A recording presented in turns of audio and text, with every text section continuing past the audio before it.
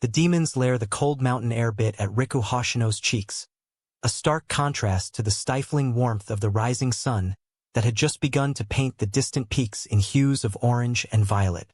Before them, a jagged maw in the mountainside, wreathed in ancient, gnarled trees, promised only darkness.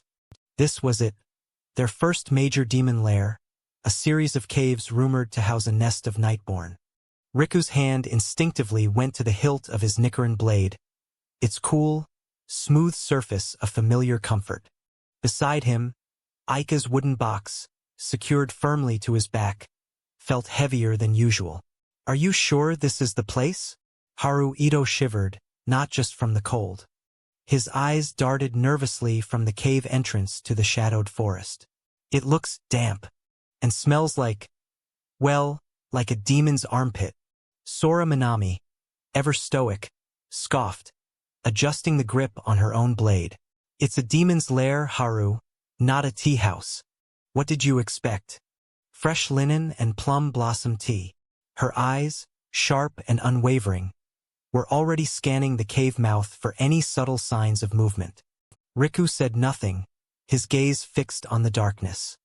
He could feel the faint, unsettling presence of corrupted air emanating from within. Each step closer to such a place was a step towards Lord Kurozai, a step towards avenging his family. And most importantly, a step towards finding a way to return Aika to human form. His resolve, honed by Master Kiyoshi's grueling training, was an unyielding shield against the dread this place inspired. "Stay alert," Riku finally murmured, his voice low. "The air here feels heavy."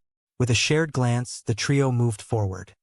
Haru, despite his trepidation, took point, his nimble steps barely disturbing the fallen leaves. Sora followed, her presence like a grounded rock. And Riku brought up the rear, his senses stretched to their limit. The cave swallowed them whole.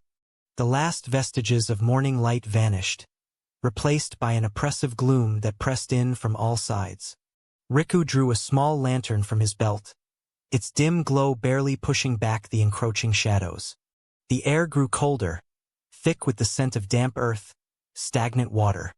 And something else, something foul and metallic, the unmistakable stench of decay and demon ichor. The ground beneath their feet was uneven, slick with moisture. "This is delightful," Haru whispered, his voice tight. A low growl echoed from deeper within, bouncing off the cavern walls. Before they could react, a gaunt, twisted Nightborn, its skin like mottled gray stone and its limbs unnaturally elongated, scuttled out from behind a stalagmite. It moved with sickening speed, its clawed hand swiping at Haru. Haru yelped, a high-pitched sound. But his reflexes were instantaneous.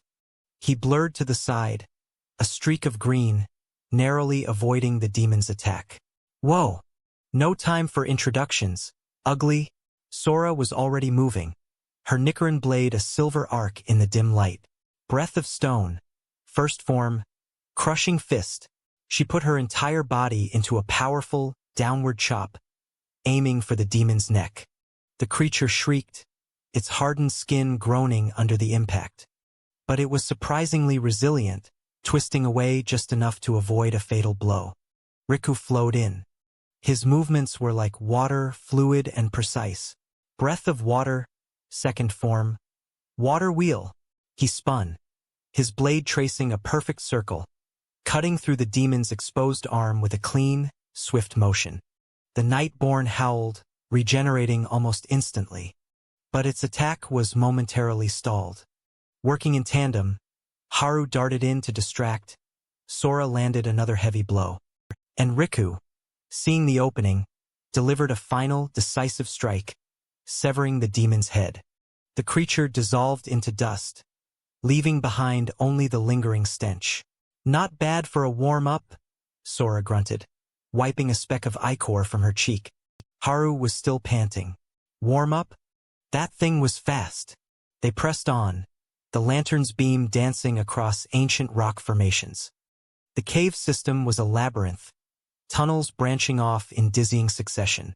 Riku relied on his heightened senses, picking up subtle changes in air currents and the faint, almost imperceptible vibrations of the earth. Suddenly, the tunnel opened into a vast, dark chasm. A narrow, crumbling ledge, barely wide enough for one person, skirted the edge, disappearing into the darkness. Below, they could hear the faint echo of rushing water. "Oh, you've got to be kidding me," Haru groaned, peering over the edge. "I hate heights, and dark chasms, and crumbling ledges." "Stay close to the wall," Riku advised, his voice calm. "The air currents suggest this path is stable enough. But we must be careful." Sora, surprisingly, hesitated for a moment. Her usual directness was tempered by the sheer drop. "If this gives way, we're done for." As they began to cross, inching along the precarious path, a low rumble started. Pebbles began to skitter down from above, followed by larger rocks. "Rockfall!" Riku yelled. From the shadows across the chasm, 2 more Nightborn emerged, their grotesque forms silhouetted against a faint, eerie luminescence deeper within. They had orchestrated the rockfall. One demon had elongated arms like whips, lashing out at the unstable ledge, while the other began to launch sharp bone fragments. "Haru, use your speed. Get across and distract them," Riku commanded, his voice sharp. "Sora, brace yourself against the wall. We need to create an opening." Haru, despite his fear, responded instantly. He launched himself across the remaining gap with incredible agility, landing lightly on the other side. "Hey! Over here, you overgrown trolls!" he shouted, drawing the demons' attention. He danced around their attacks, a blur of motion, his Nichiren blade flashing. Sora planted her feet, pushing against the cave wall, her muscles straining. Her blade deflected a barrage of bone fragments. "Go, Riku!" Riku, seeing his chance, took a deep breath. Breath of water, third form, flowing dance. He moved with deceptive grace, his blade a continuous, flowing motion, deflecting the whip-like arm of the first demon and cutting deep into its flesh. As it recoiled, he pushed past it, joining Haru. Now, on the safer side of the chasm, they worked together.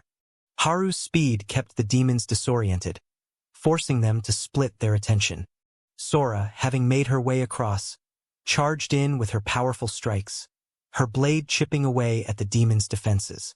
Riku, seeing the patterns, found the weak points.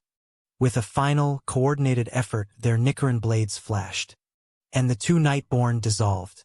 "Well, that was exhilarating," Haru panted, leaning against a rock.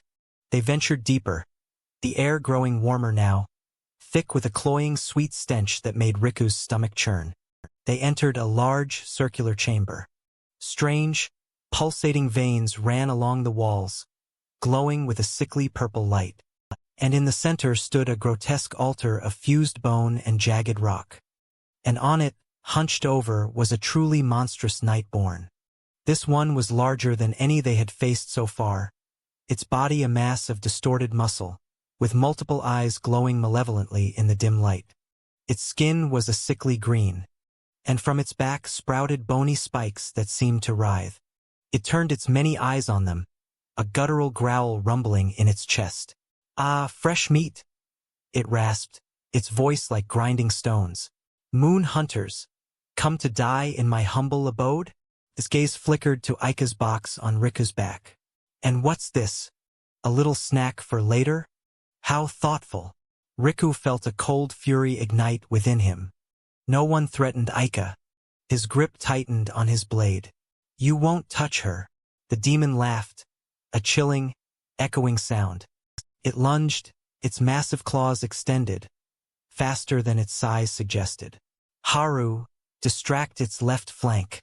"Sora, target the legs," Riku ordered, his voice unwavering. Haru, for once, didn't hesitate.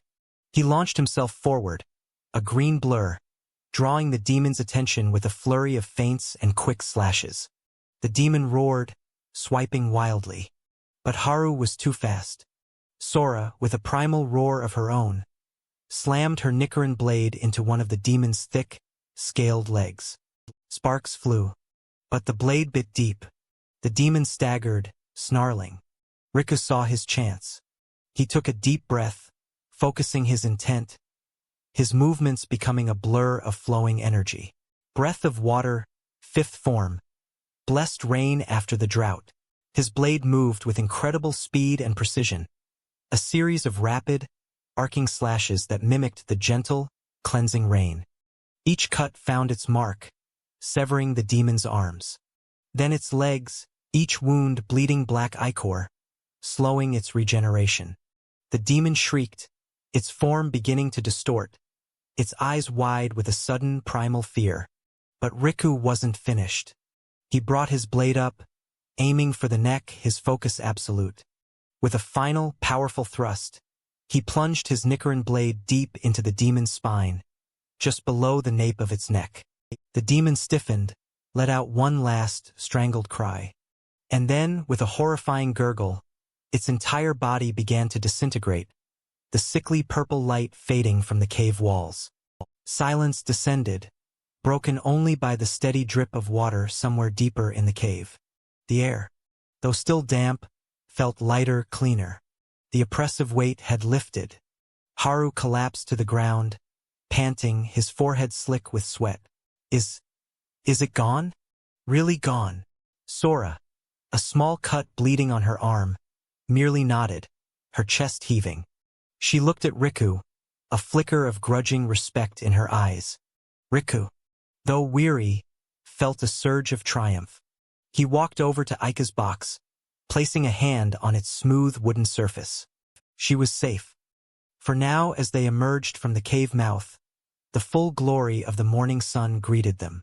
The world outside was vibrant, alive, a stark contrast to the death and decay they had left behind. Haru groaned, stretching his stiff limbs. I never thought I'd see sunlight again. I swear, my face was going to get stuck like that. Sora gave a small, almost imperceptible nod of approval. You didn't completely fall apart, Haru. Hey, I held my own, Haru protested, though a faint smile touched his lips. Riku watched the sunrise, his gaze distant but resolute. The path ahead was long, fraught with danger, and filled with countless more demons. But as he looked at Haru, who despite his fear had fought bravely, and Sora, whose strength and ferocity had been invaluable, he felt a new kind of strength stirring within him. They were more than just fellow hunters. They were becoming a unit, a force to be reckoned with. We have a long way to go, Riku said, his voice quiet but firm, looking from the rising sun to his companions. Sora and Haru looked at him, then at each other, understanding the unspoken promise that hung in the crisp morning air. The journey was just beginning, and they would face it together. With a shared, unspoken resolve, they turned and began to walk, the rising sun illuminating their path forward.